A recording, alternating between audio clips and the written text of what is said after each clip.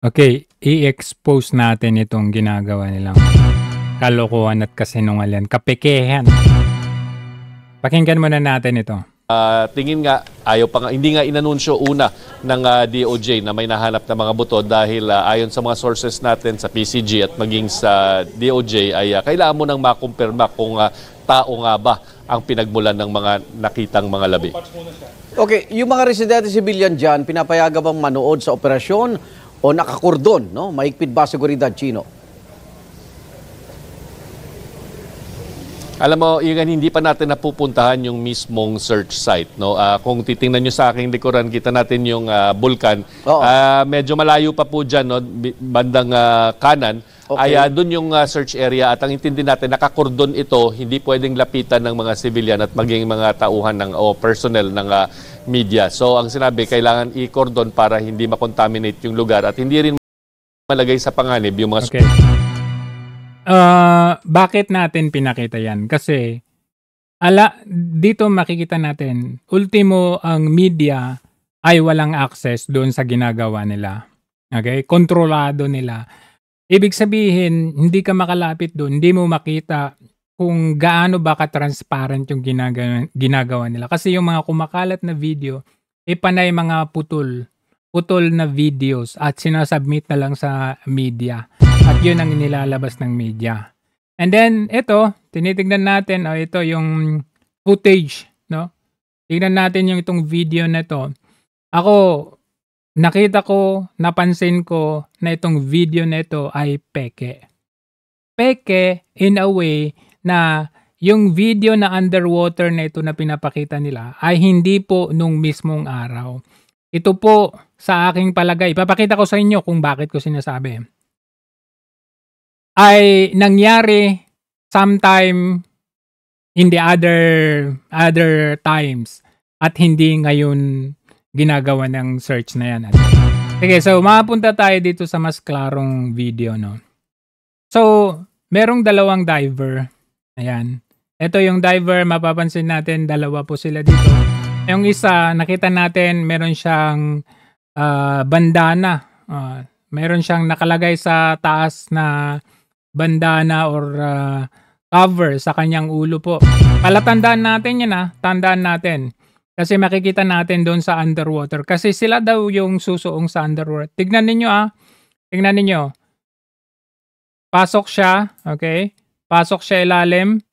Pasok sa ilalim. Tignan yung ulo niya. Tignan ninyo. Pagpasok. Ano napansin ninyo? Walang bandana. Walang nakalagay sa ulo. At ito, undercut yung kanyang haircut. Tingnan nyo, undercut. Balik natin Tingnan ninyo. Dito, meron siyang panyo sa ulo. May cover. Okay? Pagpasok, kasi cut video yan Cut. Direct cut. Pag-cut, yan. Pag-cut, wala na yung bandana. Ang tanong, siya ba ito? Ito bang tao na ito ay itong tao na ito? Tingnan ninyo. Cut. Direct. Okay. Ayan. Tingnan nyo yung buhok niya. Lumilipad. Wala na yung undercut pa siya. Hindi, Joe. Baka yung isang kasama niya yan. O sige, balikan natin yung kasama niya. Ito po yung kasama niya. Kita ninyo mahaba yung buhok niya. Hindi siya undercut. Hindi siya undercut. Kita nyo hindi siya undercut. Baka sabihin kasi nila, hindi, ito yan, hindi ito. Sige, tingnan natin. Ito, mahaba ang buhok. Tingnan natin. May tali sa likod. Pagpasok, mahaba ba yung buhok niyan? Undercut to. Nakatali ba yung buhok sa likod? Hindi. So, kahit sino sa dalawang ito, hindi po yung sumuong yan. Yung pagpasok, kasi ako, legit na maaring itong clip mismo na ito, totoong nangyari nung araw na yan. Pero, yung underwater na ito, sa aking palagay, iba na. Bakit? Iba yung haircut, iba na yung tao na ito. Okay? Iba na. Ayan iba na. Tignan natin may ipapakita kasi sila na dive computer. Ayan, ito. Ayan. Ang tawag dito sa nakalagay sa kamay na ito ay dive computer po. Ayan, tingnan natin ha. Okay. Ito. Yung nakalagay dito sa kamay, may monitor kasi yan eh. Ayan. Ang tawag po dito ay dive computer. Ganito po yan. Ayan. Ganyan po yan. Scuba diving. Ayan. Dive computer ang tawag dyan. Nakita natin may details ng ano. Medyo may kalakihan ng screen konti na nakalagay sa kamay. Yan po ang monitor ninyo kung gaano kayo kalalim, kung ilan yung compression, kung ilan na yung oxygen mo na natitira. Yan po yung nakikita natin na ito. Yan po yun. Okay? So ngayon, balikan natin itong dalawa na ito. Meron bang dive computer sa kamay nila? Ito makikita mo. Kasi umiilaw yan eh. Illuminated po yan. Dito makikita mo kung may illuminated dyan sa kamay. Ibig sabihin, wala. And in fact, kahit puntaan natin yung mga videos nila, okay? Ayan, ito. Ayan. Kahit puntaan natin itong mga kung saan nandun daw sila. Ayan. Nagpe-prepare sila. Wala kayong makita na may hawak silang dive computer or may nakalagay. Kahit i-review ninyo yung kanilang post sa FB or sa YouTube, wala kayong makikitang dive computer. Okay? So, ang tanong, ito, totoo ba itong video na nasa ilalim? Kung ako ang tatanungin ninyo, ibang time po ito. Alright? Ibang time, bakit? Bukod doon sa dive computer na wala akong makita even prior doon sa preparation nila, wala akong pinakita nilang kasuotan nilang dive computer. Meron ako nakita mga oxygen, mga ganun, mga tangke, ayan, yung kanilang gamit-gamit yan. Scuba diving, pero wala akong nakitang ganyan. So, yun, second point yun. Third point. Nakita natin, isinagawa nila yung search na ito, araw. Araw po, hindi po gabi. Ngayon, kung titingnan natin sa ilalim nito, makita ninyo may dala-dala silang flashlight. Okay? May dalang flashlight. Ayan. Sobrang dilim. Na pag wala kang flashlight, wala kang makikita. Take note, 20 feet lang yan ha. As you can see dito sa dive computer, depth niya is 21.3. That means 21.3 feet po yan. Hindi po yan malalim. Pero makita ninyo, madilim. So ang tanong ko sa inyo, yung ganito bang kadilim ay gabi o araw? Ngayon, papakitaan ko kayo ng mga videos ng scuba diving sa lake ng gabi at ng araw para mapag-compare natin. Ito makikita nyo, ni walang aninag ng araw, hindi mo makitaan. At kung okay man na kahit walang aninag, kailangan mong gumamit ng flashlight.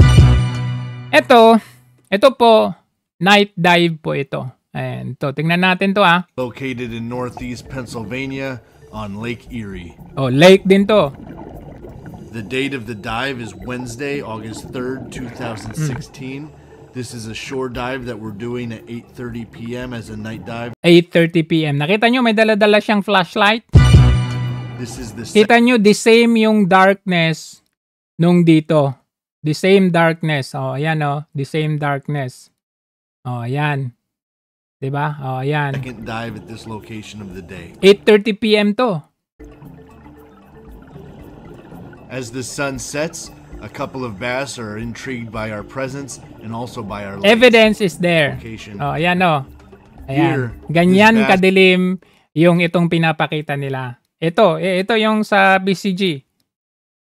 Di ba? Pero nakita nyo, araw yan. Araw po, napakaganda ng Ngayon, mapunta tayo sa day scuba diving naman. Sa lake din, ito. Araw to din, araw. I've got my camp set up already. I just gotta go and put my dive gear on, and then we're gonna head out. Yan na, tignan nyo may araw dyan Ibig sabihin, day. Tignan nyo yung difference. Pasok! Pasok! Kita nyo? Kahit hindi siya gumamit ng flashlight, nakita nyo ang liwanag? Meron din siyang gamit na may dive computer siyang gamit. Ayan yung dive computer niya. May ganyan ba yung PCG? Wala, di ba? Pero doon sa footage na pinakita nila, may dive computer. Ayan may dive computer kuno, pero hindi naman. Yeah, di ba? May dive computer. Okay, saan tayo? Ito. Araw to Kita nyo napakaliwanag.